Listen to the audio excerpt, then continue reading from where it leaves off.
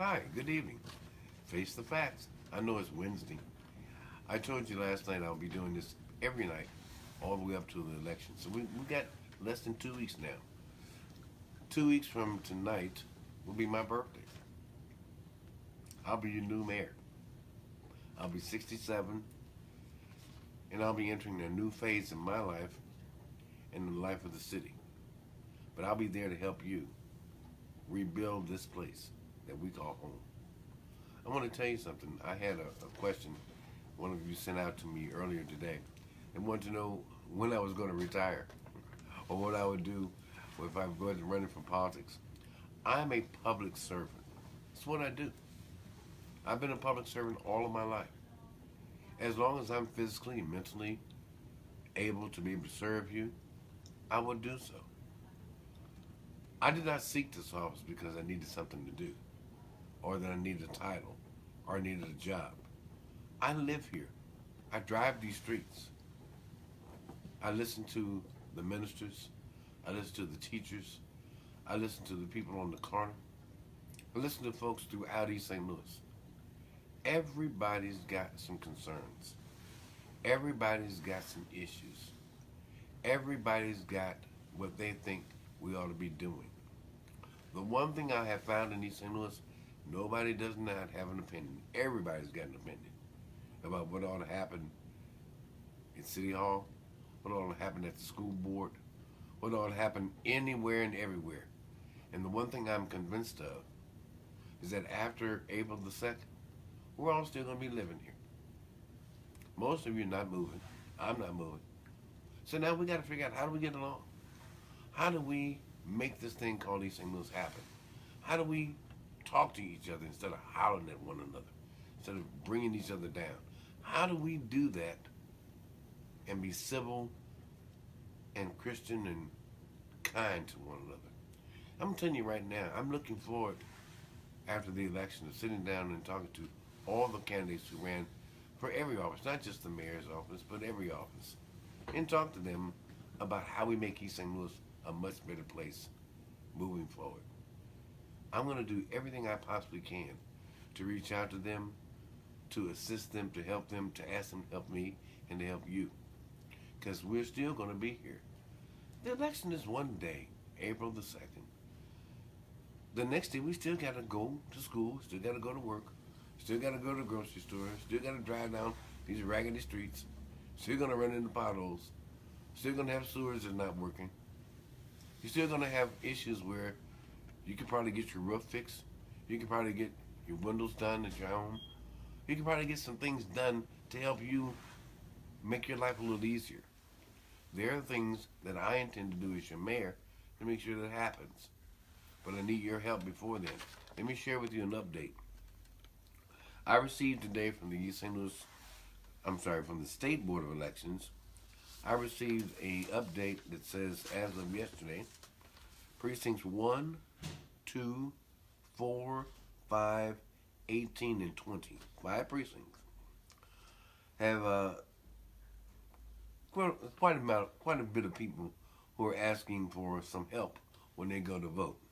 That's precincts 1, 2, 4, 5, 18, and 20. One person has helped over 10 people. One person has helped over 8 people. Now, I'm not going to accuse anybody of doing anything wrong. Perhaps maybe there were some persons who needed that assistance. But just letting you know, I'm on top of this. I'm watching this. I got people from the state, from the U.S. Attorney's Office. We're watching this. I have private investigators. We're watching this every single day. I know that some of you slowed down on taking folks down to City Hall. Maybe you finally realized that those cameras were there. Only 350 plus people have gone to City Hall to vote in person at the Board of Elections. Every one of those votes has been recorded on camera by the Illinois State Board of Elections, the East St. Louis Board of Elections, and the U.S. Attorney's Office. We know everybody that walked in there. We're here not to hurt anybody. I want you to vote. I want you to vote legally. I want you to vote honestly. But let me tell you something. All these vacant addresses, vacant houses, I've sent that information to the Illinois State Board of Elections. Those investigators have documented that the water company, the light company, says there's no service to those facilities. How do you think you can vote out an address of a burnout house that has no lights or no water? Do you really think I was going to sit back and be quiet about something like that? And you're still asking them to mail you absentee ballots to those addresses? Go ahead, fill it out. Go ahead, send it in. Go ahead and find you a good lawyer. Do you remember what happened in 2018? Do you remember what happened in 2016?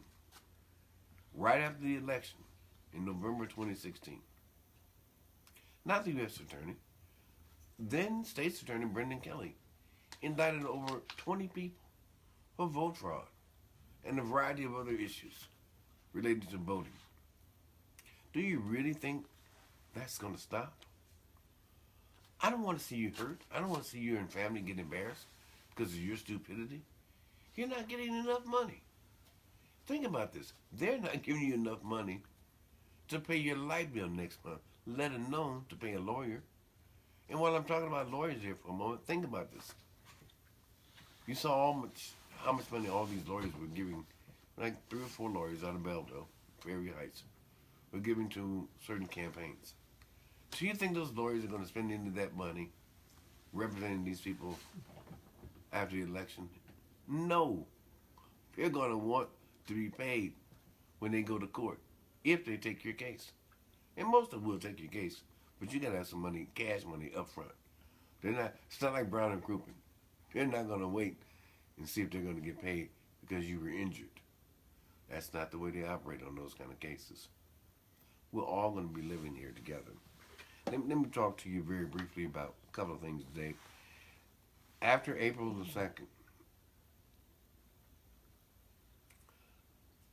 I don't want you to catch a case.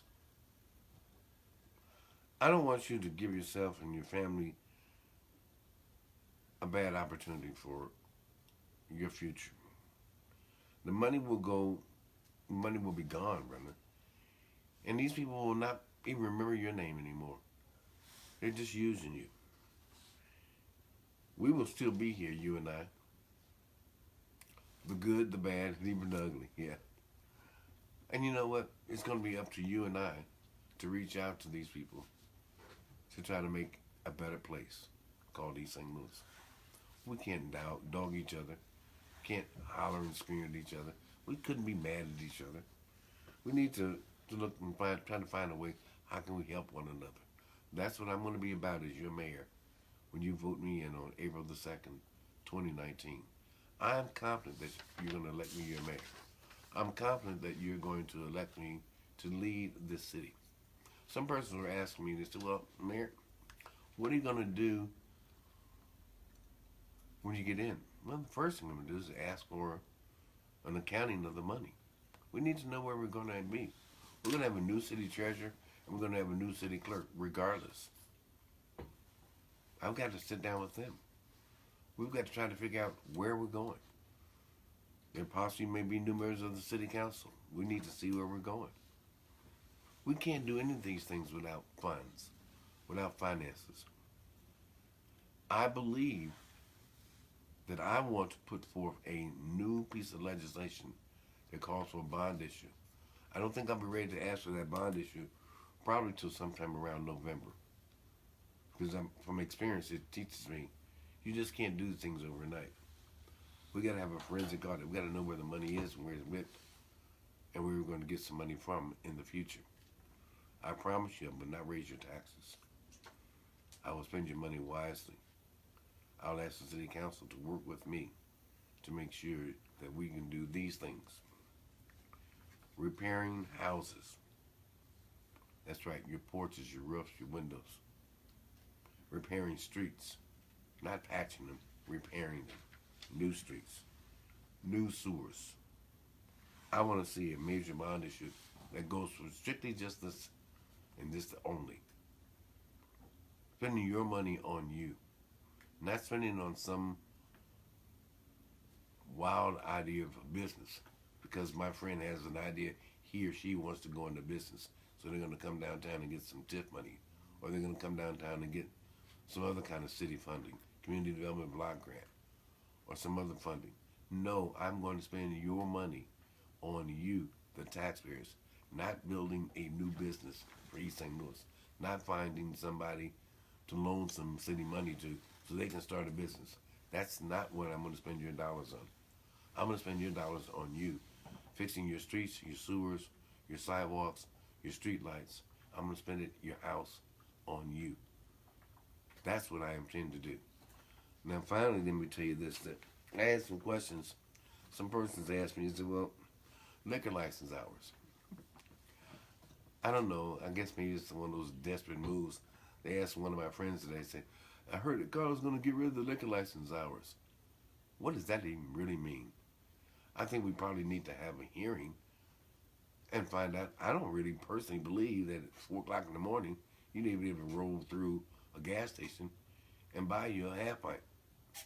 I don't think that if you haven't gotten enough in between before 3 o'clock, you maybe need to go home and rest and come back out the next morning.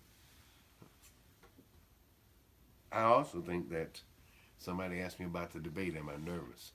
No, I'm not nervous. I'm looking forward to the debate. I want you to come down and listen to the answers to the questions that I've asked my colleagues already. Finally, let me talk to you about your precinct commitment. I've listened to, over the last, maybe 72 hours? Yeah. I've had conversations with a number of precinct committees. These are my friends. They know me well enough to know that I'm not about, no, none of them ask me for any money. Because they already got plenty of money. They got money to get you to vote for them, for the candidate that they want. But they're asking me to remember them after I win on April the 2nd. Some of them even have the bold audacity to sell out the other candidates. That's what I'm talking about. We got to get beyond this stabbing each other in the back syndrome. I don't want to win that badly that I would take a supporter of another candidate and go behind the scenes or go in the dark alley and cut a deal. That's not the way I roll. I understand if you don't want to publicly be for me because you're scared of your job or you're scared to let your left hand know what your right hand is doing. That's fine. Vote for me anyway.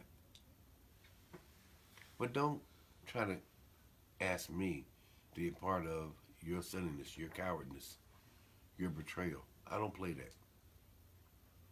You want to do it, you do it. I'll still try to find in my heart to forgive you. But I really think that right now, all of us need to take a step back. It's 2 weeks before the election. We need to think about what's good for the city. What's in your heart? What do you care about? Who do you respect? Start with respecting yourself. If you get respect for yourself, if you care about the city, if you care about yourself, then I'm the only candidate that you need to be voting for. You really know that, and I do too. I'm going to be here to serve you. I'm going to be here to work for you. I will be here to be your mayor. Whether you vote for me or not, I will be elected April the 2nd, 2019. I'm sure of that. I'm confident of that. But I want you to join with me in the words that Jesus said when he talked in the book of Luke, the 6th chapter, when he said, do unto others as you would have them do unto you. That's what I want this city to start looking like. That's what I want us to start living by. We need to start being generous and kind and respectful to each other. We need to start loving one another. We need to start trying to reach out. We're not fighting each other. We're fighting principalities and evil, and we need to make sure that we don't get these things confused. We're still all God's children. Thank you so much for taking time out to listen to me tonight. I look forward to talking to you tomorrow night. And as my daughter often reminds me to say, period. Period.